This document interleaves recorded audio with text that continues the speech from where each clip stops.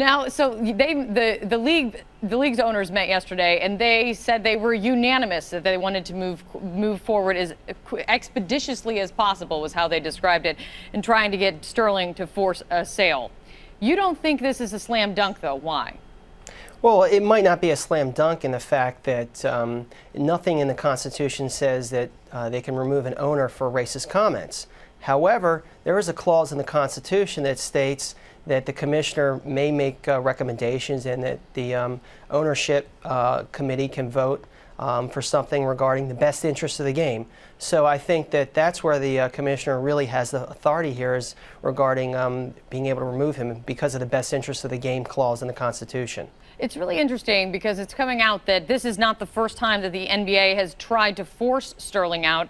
Different circumstances, seemed like a same process. And then it was back in the 80s, early 80s, it all revolved around an audio tape as well. That effort fizzled out and lost steam. How do you think this one is going to turn out any differently? Well, I think this is going to turn out much differently because in this day and age, especially with social media, there's a huge outrage to have him removed. And also because of the fact that it seems that Silver is emboldened to make sure that it happens. So I really think that in the end, Sterling is going to be removed from ownership of the Clippers. What do you think Sterling's move is, though? Well, his next move would probably be just to follow the process. Right now, the process is ongoing.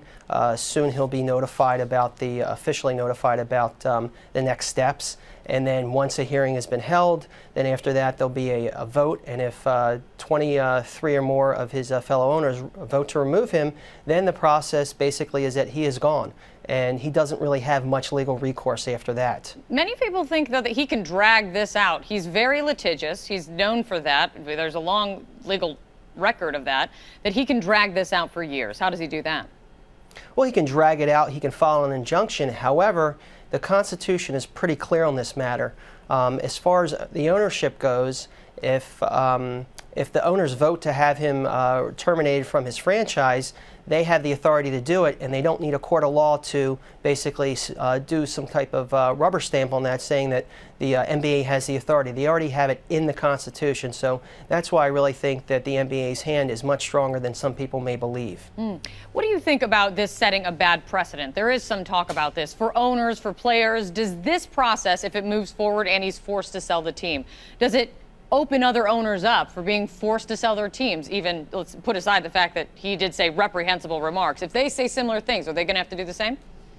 Well, I don't want to speculate on that. However, it does raise the question, what exactly is the type of behavior that can cause the NBA to remove someone from ownership of a team? So it is a worry of some owners. However, I think this is a very unique situation. This has not happened in the past, and I believe that the NBA is acting swiftly to enforce its regulations.